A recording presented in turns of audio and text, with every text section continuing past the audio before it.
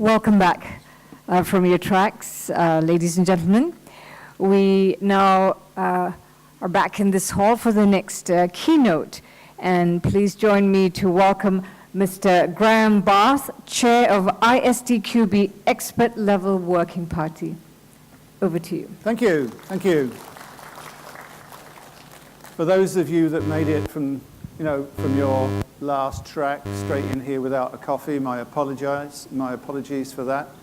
I hope you'll be able to listen out appropriately. What I'm going to talk to you about this afternoon is actually an extension of what we were talking about in the group session that we had earlier, where we talked about testing as a service. So I'm very pleased to report that nothing came out in that discussion that was completely contrary to what I'm now going to say.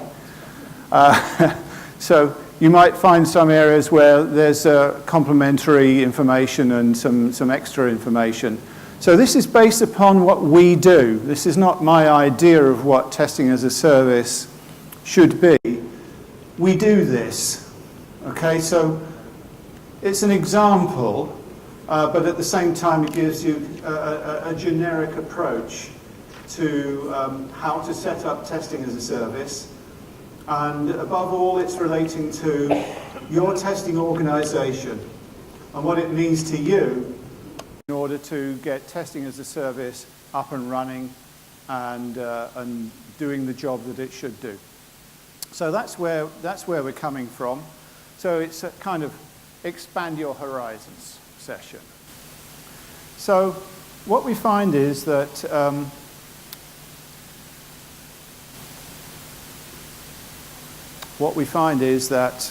Stepper doesn't seem to work anymore.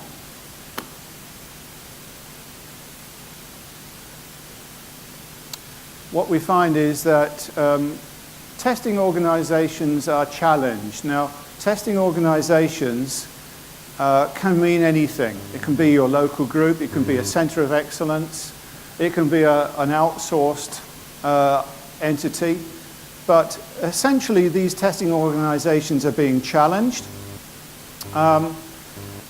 Yes, they're being challenged by a whole number of hot topics including automation, test process improvement, how to deal with agile. The list is endless. But one thing is coming out more and more, that there's a lack of, if you like, understanding for what the stakeholder wants. Now, the stakeholders are changing, or at least where we are, they're changing. So I can only give you the Northern European, specifically the German aspect. Our stakeholders are changing, so our customers, that is, are changing. How is it that they're changing? Well, they're changing in the way that they look at testing. Yes, they want value added from testing. That's normal. But they want much more flexibility than there used to be. They want to have much more control over their testing. They want to be in a position to say, I will order from you what I want and when I want it. Now imagine that for those of you working in a testing organization. Maybe you're used to sort of like having fixed budgets from your projects or from your organization. You can use that budget to do your testing.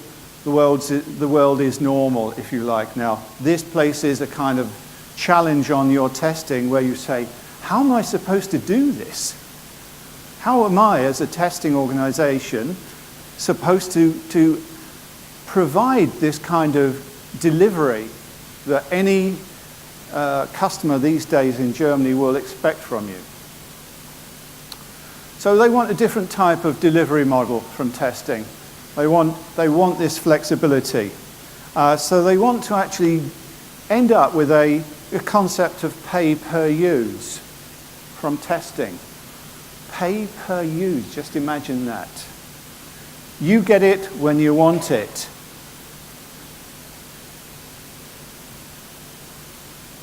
So the dilemma is, testing organizations, because they're in business, think to themselves, Good idea. If that's what the customer wants, I'll deliver that. It's not as easy as that. What we find is actually a lot of the organizations that would like to deliver that kind of testing as a service can't. They can't because, they're not so mature.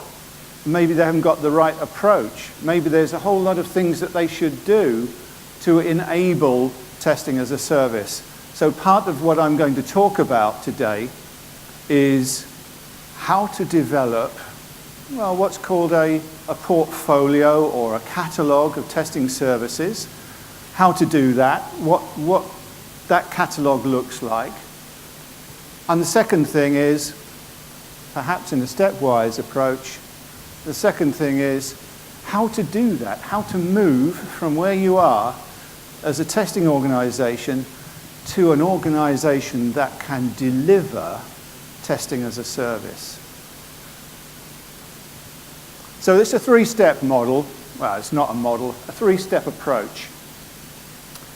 And finally, the final step would be the traditional kind of improvement information, getting your testing as a service tuned, making sure that you're doing things better and better. But let's focus on this first step. And when we were talking about this earlier, there was a lady that mentioned software development life cycle and how testing as a service should match to that. So I'm going to give you an example of some of the things that you can do that would fit to your testing as a service catalog. Okay, but bear in mind, please, that when I give you those examples, that's just examples. There can be many things that you deliver. So, first step, go into work. Next Monday, whenever you go back to work, you say, hey, I've heard all about testing as a service at this conference. What a great idea. Let's do it. Okay? So, the first thing that you should be saying to yourself is, what are we good at? What would people be interested in? What are the things where we have the strengths, where people would like to come back to us and order this kind of service? So, where have we got our skills? Where are our experience levels? What kind of service do we think that we can sell? And there's some examples here. End-to-end, testing of apps, functional testing, you name it, the list can be long. We mentioned in the discussion this morning, you could have a service for reviews. You could have a service for test process improvement assessments. Many of us do that. You could have a service for practically anything, test management. You've got to define the service, that's the point. So you've decided what you're going to provide, set your priorities, and away you go. Well, what we have found is that it's useful to define services in so-called packages. And these packages have got a particular structure. Okay, so the structure is shown here. I'm going to talk you through that structure with an example in a moment. But what you can see is that it's a predefined package. Now, remember that testing as a service is you and your customer. Okay? So you have to always bear in mind that this is your window to the world. Okay?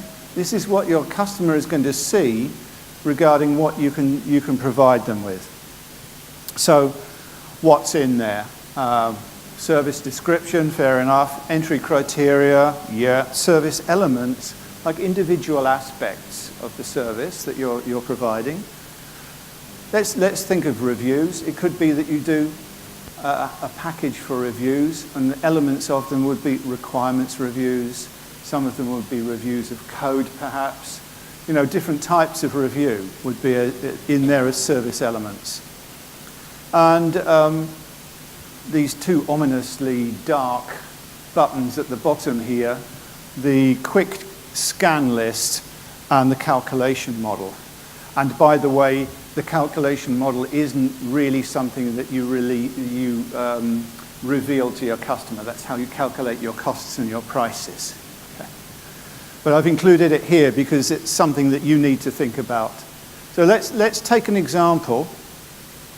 And the example is for functional testing. We all understand functional testing, don't we? It's what we do, a lot of us. So how would it look? How would a service package look for functional testing, as an example? Okay, description, service description. Perform functional testing of business process. It's about business processes. Fine. Simple statement. This is what you give people. Entry criteria. What needs to be there before you can deliver this service? Can be a long list. In this case, functional requirements. Let's say some form of functional requirement needs to be available before you can offer this package of functional testing. And the service elements, in this case I've said, okay, what aspects belong to functional testing, test specification, and the test execution. Just examples. So that's your first 3 bullet points on the left-hand side here. Now let's have a look at the actual service elements. An element would be test execution. And we see there when we're defining the actual element, test execution, now you're starting to get into the details, the nitty-gritty, as we like to say, the details. This is what you are actually going to offer in the way of test execution. Execution of 25 standard test cases. And I know what you're thinking. What's a standard test case? Well, you have to define that, okay? You've got to define for people what you understand to be a standard test case. Okay, for us, standard means it has less than 10 steps. It doesn't involve any external systems, and so on. So you have to define it, because this is the unit that you're going to be working with later when you're monitoring and controlling. Oh, and there's a price. That's what you pay for it. Now, don't go writing this down and rushing away and saying, oh, T-Systems charge 3,000 for... Yeah. It's just an example, guys, okay? But you give them a price. This is what you get in the package. 25 standard test cases for 3,000 euros. You can order one package. It's a bit miserable, isn't it, 25? Let's say you've got 250 test cases to run. You'd order 10 packages. 10 packages of test execution, please. So, you know, you're starting to see how the actual model perhaps works. Now, these 2 black buttons at the bottom here need a little bit of information because it's important for getting TAAS working. The quick scan list. Remember, it's an interaction between you and your customer. You, as a provider of a service, have got the right to walk away and say no. Under what circumstances would you do that? Well, you would do it if your quick scan list is not completed. So you're going to be checking with your customer, are things available such that I can execute this particular service? So you're going to say things like, for test execution, you know, how many changes are we expecting? You know, the requirements stable? Do you have particular processes in place? Configuration management, defect tracking, and so on? Do you have tools for test management in place? Is your test environment available? So all of these things need to be there before you actually can say to your customer, yep, we can deliver you testing as a service for test execution. So it's like building up a contract.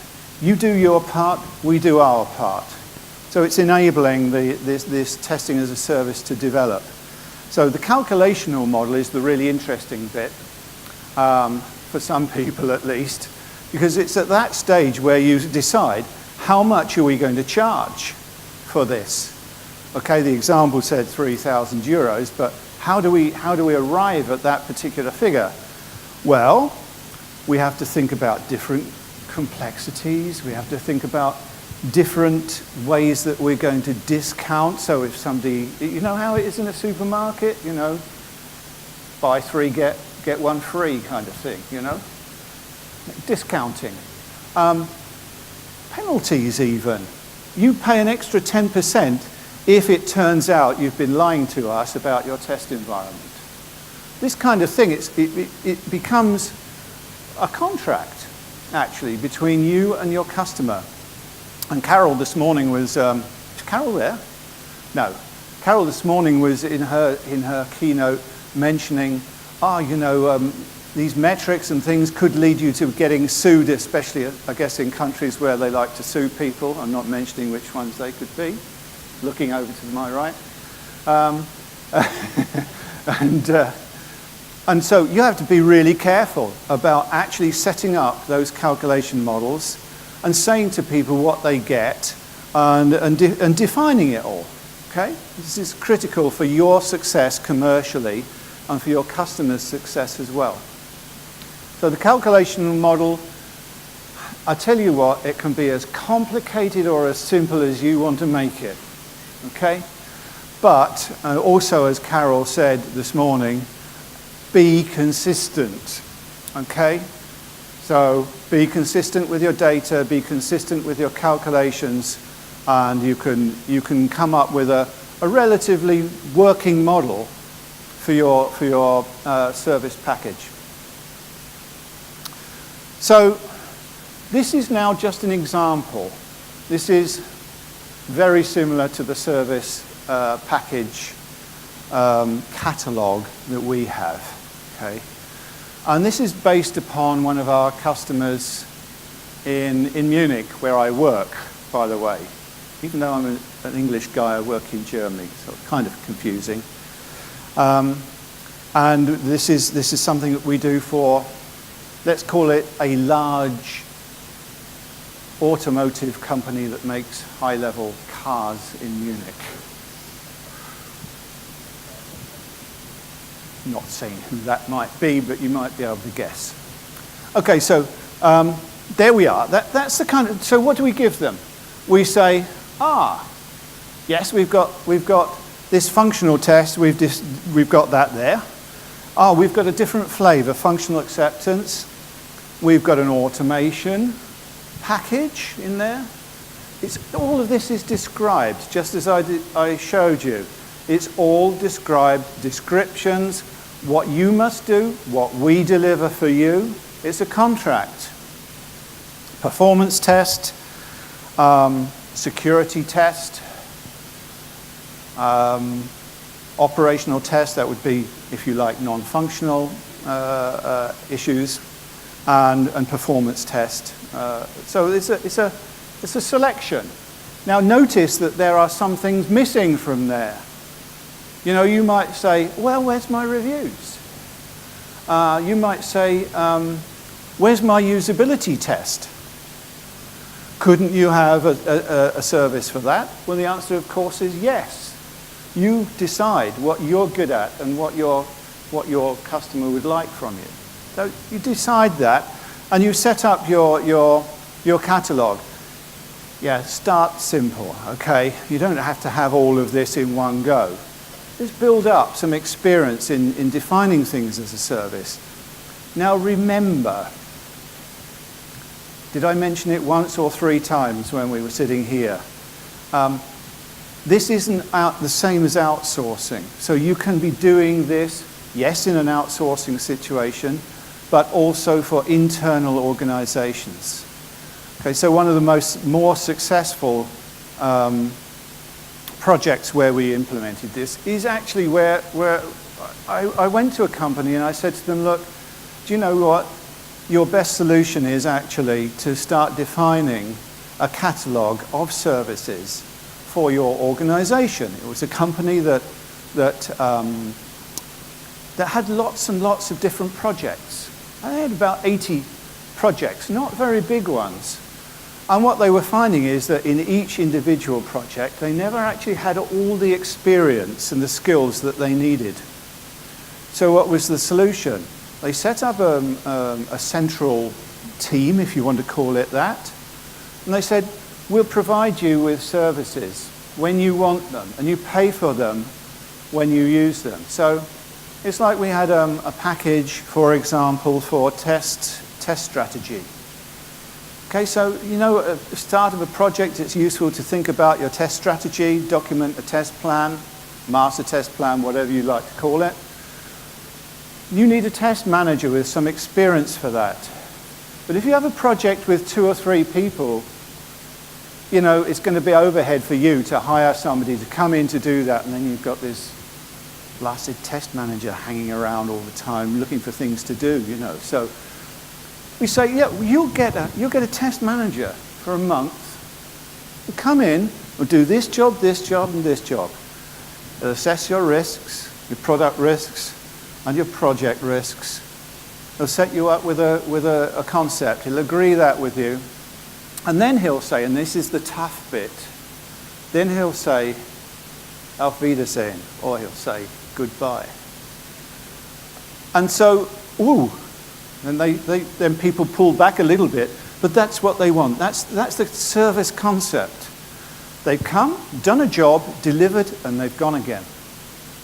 So that's how it works in an internal organizational point of view, and that works great for them. And I went back to them recently and they said, oh, do you know what we've got now as services, Graham? You know, really pleased with themselves.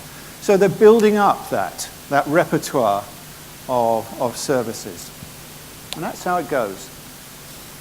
Now, I've mentioned this already once, or I'll mention it again, and we had a comment this morning about, oh, isn't it all about trust? Absolutely. It's about the trust that you have between you and your customer. The customer's got to develop trust with you.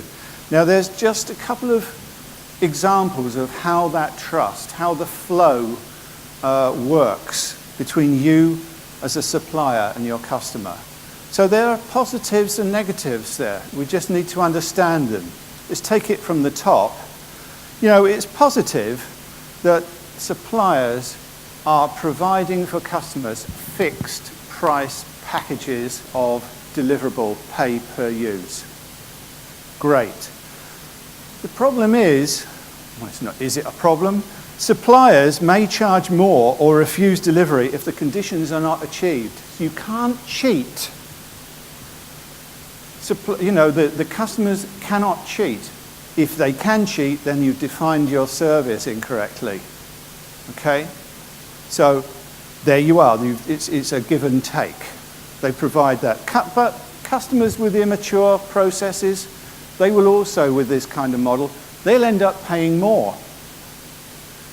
How, you know, is that good?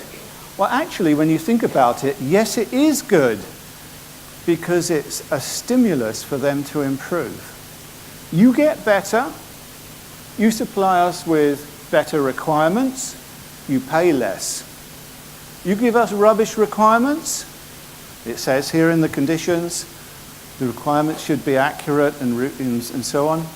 You will pay more. You'll pay a surcharge. So it's encouraging the kind of positive, if you like, feedback, positive cycle of improvement. And yeah, there's nothing quite like hitting the bottom line to stimulate management interest. So that's an area where you can generate interest in testing as a service. So they can get a discount. So that just shows you the kind of interaction you have with your customer. Compare that to, if you like, a standard kind of a center of excellence approach, where you've got a whole group of people there and they're doing stuff, okay? And it's not really defined exactly what they're doing, but they're doing stuff for you when you want it, I guess. It's very much looser, very much slacker. There's more problems there. So that's the portfolio, that's the catalogue. Now you've got to sell that. Just to give you an example, now this slide doesn't come from me. It came from a marketing company. And they thought that it would be really cool to sell our portfolio in terms of spacesuits. Don't ask me why, but that's the way you do it. This is just an example. Here's the spacesuits hanging on the line: functional testing, test automation, load and performance test, security test.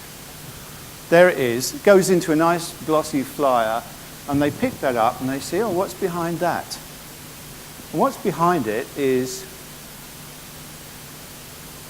this kind of information. I know it's in small typing, the details are not overly important, but it just shows you, this is on your website, these are the spacesuits that you can choose, these are the packages that you can have, these are the prices that you pay, and just like in a supermarket, everything is, it's never 6,500, it's 6,499, maybe in the 99 cents as well, who knows. So that's how it's shown. There's just one aspect on this slide that is of importance, and that is all of them include a kind of a standard test management element. So it's like inclusive of the test management. You can't just walk into a company and do testing as a service for them when they've ordered test case design and test execution, and there's nothing in the way of test management. That won't work. There's always an element of, okay, we'll write for you a concept, we'll plan the stuff out for you, we'll do the things that test managers do, but only to support that actual package. Okay? So that's how you sell it, and away you go. This is what people say. And this actually happens. You know, it's always the magenta people that have these comments, so you can guess what my company's colors are. Project A, we're running out of test executions. Give me a top-up package, please. I'm exaggerating a little bit just to give you an idea of how things go. Project B comes along and says to you, my next release will need a lot of regression tests. Give me 4 test automation packages, please.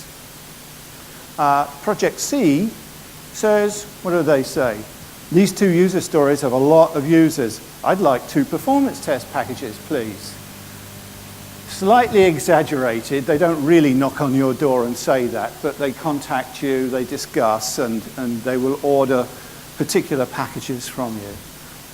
And if you remember the example with test execution, you get in a package 25 test case executions for standard test cases.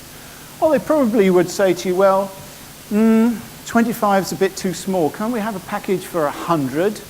And when we've got 100, could we just decide that a complicated test case counts as 2 simple ones and all this kind of stuff? That's fine. You just agree that with your customer, work out what your testing as a service package should look like, and you work to it. Okay? So that's the kind of thing that happens.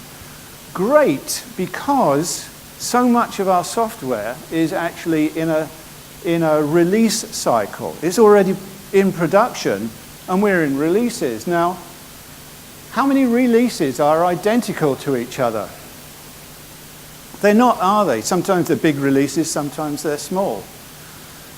Now, if you take the center of excellence approach, very often what happens is you get the same team in. It doesn't matter whether the release is big or small. You know, so here you've got the possibility to say, I just get what I want, and I order what I want from you. Got a big release going, oh, there's some performance in there. I'll have 3 of those, 2 of those, 25 of, you know, this kind of pick and choose. Each package is defined. That's the important point. Now, there you stand, proud of your portfolio. You've got all of your packages defined. You're up and ready. Where do you go now? Well, remember what I said at the beginning? Your testing organization may not be that mature. So, what do we do? If you're an immature organization, can you deliver testing as a service? Not really. So you need to bring your testing organization into a position where they can deliver testing as a service on a pay-per-use basis. And we have a model for doing that, and I'm just going to describe for you now how that model looks broadly. What is our end goal? What does success look like for your organization when you can deliver testing as a service? What you've got is mature testing. It provides what your customers want. It's not something really bizarre that nobody's ever going to order. You take responsibility for the results. You have a contract to deliver. There are fixed deliverables in there. If you don't do it, you're in trouble. Where I would agree with the panel here this morning is that it's very difficult to define something on the basis of number of bugs found. If you don't find 10 bugs, you're in breach of our service agreement. It's not going to work because you have no control over that. But you certainly do have responsibility for the results that you have said you will deliver, the things that you will deliver to people. So it's monitoring its performance. It's monitoring the key indicators. This is a little bit what Carol was saying this morning. You've got to record the things that need to be recorded to keep your service delivery on track. So how many steps to get to pay-per-use? Well, depends on where you start from. So the model says, it's a rather complicated model, sorry. Looks like a lot, isn't a lot, really. It depends on where you start. You've got 4 entry points. It depends upon whether your testing at the moment is all done ad hoc. There's no testing organization there at all. It depends on whether your testing organization is getting some support from external. It could be that you have a basic test center where some of the testing is done centrally. It could be that you have a full test center. I'm sorry for the text size there. A full test center. Finally reaching an organization that's capable of delivering this portfolio, this catalog of services. So 4 entry points. You can come into that model at any stage, just depends on where you are. How do you know where you are? You go to somebody that will be helpful to you in assessing where your test process is. So you might go to people that have maybe a service that they offer for test process improvement assessments. And there are a number of them around, including us. So that's how you do it. You work out where you are and where you enter into this transformation. Okay? Now, what takes place in this transformation are a number of things. Rather a lot of detail here, but in general, going from left to right, increasing responsibility for the test organization for particular testing activities. On the left, no responsibility or a mix of responsibilities. Okay? You can define those stages. We have this in our particular transformation model. But that's the kind of thing, if you're doing this in your organization, you'll need to think about this. You won't be able to walk in on Monday morning and say, yeah, right, what's in our portfolio? What packages have we got? What's in our list? On Tuesday, we're starting. Unless, of course, you happen to be right over on the left-hand side already, which is actually a little unusual. Okay, so you would need to consider the transformation that you in your test organization need to take to enable pay-per-use testing as a service. So it's responsibility, and it's the actual delivery model that you're using. On the left, very much more time and materials kind of contracts. We'll come along If it takes us 3 weeks, you pay for 3 weeks. If it takes us 6 weeks, you pay for 6 weeks, and so on. It's time and materials. Moving steadily across to the right, much more a mix of time and materials and fixed price. Fixed price, we all know. Here's the job to do, and you get a fixed price for that. But that's usually as a block, testing as a block. Moving right over to the right-hand side here, you see then pay per use. Now you've got all the experience of these delivery models, and you know what your metrics are. You know what you can deliver in what time. And you can say, we are a testing as a service organization. We're up there. We can provide this now. So you need both of them. You need the catalog of services, and you need an organization that is capable of delivering it. Sounds easy, doesn't it? But it's not. So, some best practices, if you like, how to approach it. Always consider this transformation as a process. So it's based on particular steps with particular activities. Things happen, inputs, outputs. You know how a process looks. And the same applies to actually transforming your testing organization to enable testing as a service. So all of those things need to be considered, including the last one, management of people issues.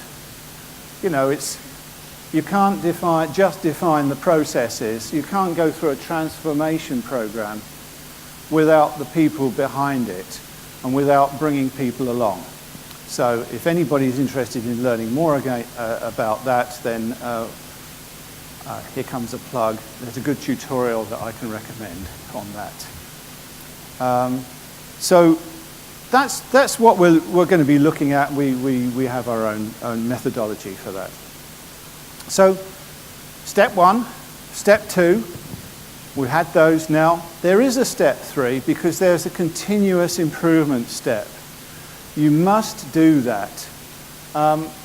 It's because, I guess you can all imagine, even if you spend a lot of time defining your packages down to the level of precision that you need, you will find that it doesn't quite match your context all the time as well as it should do. So you're starting to take into account what you've learned, context-specific factors. We should be charging a bit more for this. We should be charging a bit less for that. What we deliver should be a little bit different, and so on. So your packages will be refined and adjusted. And you will find you will do that possibly for individual customers, especially if they're long-term. So if your car manufacturer from Munich is ordering all of these packages all the time, then you would probably end up with a catalog of services for them. Okay. So fine-tune, use your KPIs, key performance indicators, to fine-tune. Go back to the customer and say to them, ask them honestly, does this work for you? Or are you having pain? You remember this sort of, the customers want this facility of scalability and pay per use and flexibility, all these wonderful things they get. And now they're realizing what they have to give you, what their part of the bargain is. And maybe that's causing them pain. And maybe you have to sit back and say, do you know what? Let's just not do that on a pay-per-use basis. Let's not do security testing on a pay-per-use basis. Let's do it a different way in future. Let's do it as a fixed price. It's okay. You go back, you revise and improve. We all know the cycle. So that's essentially the kind of stuff that you would... Final step, it's a repeating step. So let me just summarize some of the benefits, and then I'll give you a few, just one or two, if you like, lessons learned from us about what we learned when we did this for for this customer. Okay, so the benefits of transforming your organization. If you adopt that transformation approach, start from wherever you are. It doesn't matter where you are now, you've got a starting point, it's defined. Follow your defined objectives, move along in controlled steps. It's just like process improvement, step by step by step. Follow that. Ensure that you have maximum control over things. Ensure that you are in control of your test organization and its development. And consider this whole thing a process. So that's, if you like, tips for that. Now, looking at your good old investor, stakeholder, they are an investor actually. This, again, is what they're getting in the way of benefit. More flexibility, better control, scalability. I forgot to put this explicitly on, and when Carol was talking this morning, I thought, yeah, of course, scalability. Well, what did she say? One of the reasons, I've got to read it out here, one of the reasons for project failure in her top list, failure to manage scope change. In other words, inability to scale what you're doing properly. Okay? Things got bigger suddenly. We can't cope. Everything falls apart. With this model, no, that doesn't happen. Because it's like a rubber band. You can pull it and stretch it, it should scale. Okay, ultimately, even a rubber band will go ping. But I mean, you've got much more scalability for your customer. Order what you want when you want it. Customer supplier is much more beneficial, mutually beneficial. So whoever the lady was that mentioned the word trust this morning, great stuff. That's what you build up over time by doing this kind of activity with TAS. So it's internal and external organizations involved. Now, it wouldn't be fair of me to come along to you and say, that's it, and if you do that, it's going to work. Things will happen. You'll learn lessons along the way. Things you'll maybe realize as you're going along. I'll share one or two of those points with you, just so that you can see. Establishing roles was difficult. This business of customer-supplier is not always very strongly defined, especially if it's an internal organization. It's sort of like the mentality would be, oh, the team is always there. They'll do the stuff for us. And we don't need to think about defining interfaces with each other and so on. And if that's been the culture, then changing to testing as a service with its very formal kind of relationship between supplier and orderer will get stretched, stressed. The old way of people doing things no longer happens. You can't just go down the corridor to the test team and say, hey guys, can you repeat these 500 tests again?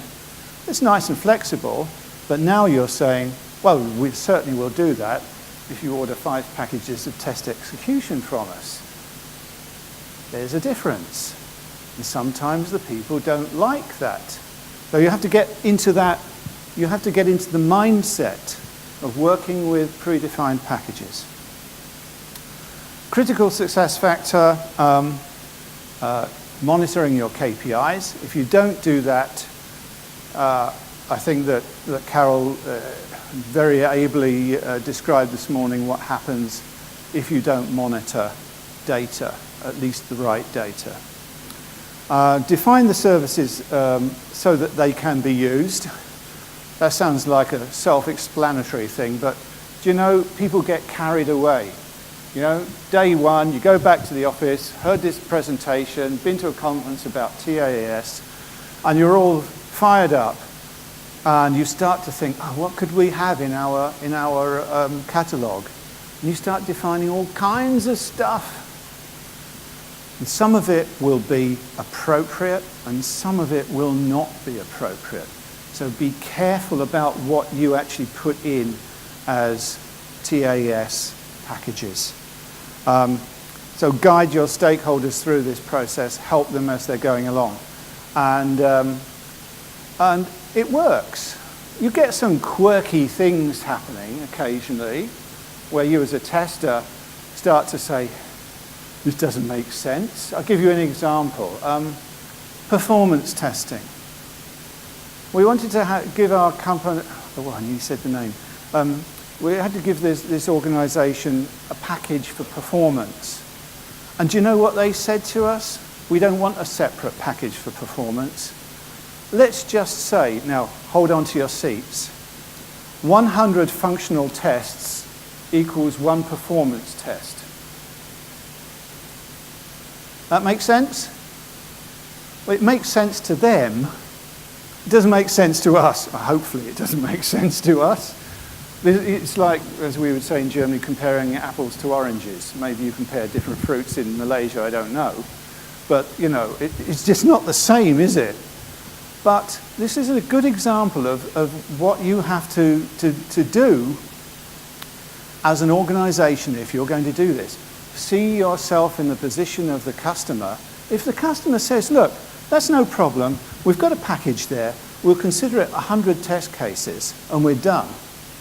And it's described, of course, what performance test is. We're good. You have to swallow your pride occasionally, you know, as a tester. So there's a number of things that will crop up, but the rewards are great if you can get that working. You don't have to define everything as TAS, but if you can get some of it defined, the rewards are great, not just for you as an organization, but also for your customers. And they will come back to you because they like that. They've got trust in you and they can see that they've got those benefits. So I hope that's developed the story a bit more. There were some interesting points this morning in the discussion that came up. I hope that you found some of those points again. If you've got any further questions, I'm happy to answer them. No problem, online or offline, depending upon our time situation. Somebody's going to tell me shortly what the time situation is. But for the moment, thank you for listening, and thanks for your interest in the subject. If you've got any questions, I'll answer them for you. Thank you.